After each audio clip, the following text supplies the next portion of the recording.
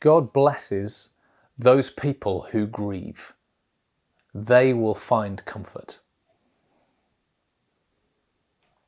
Like, if you were going to make a list of blessed people, people who it's going really well for, people who were grieving, who were sad, who had lost someone, you wouldn't go there. They wouldn't make your blessed list. What is Jesus trying to say?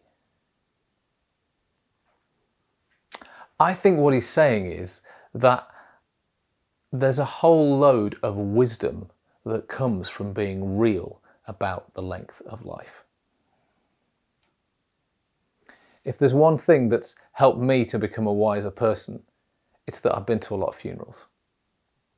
I'm a vicar, we take the things, you got to be there. But it's actually quite blessed, it's quite good for us to be real about the shortness of this life. You may think that I've got not a lot in common with some ardent atheists, but one of the cool things that I find about real atheists, people who really, really, really believe it, is they're like, yeah, this is it. This is this life. There's no more. Take somebody like Ricky Gervais. He absolutely believes this is it.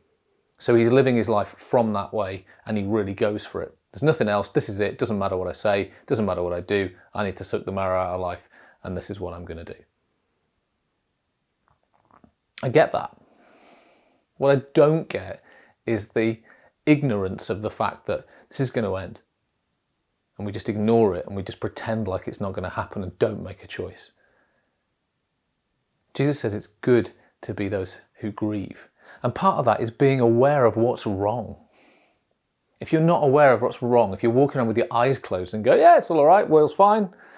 It's not true. There's people dying all over the place. There's all kinds of injustice and pain and mess and stuff that I really want to see changed. But the more I engage with that, the more alive I am.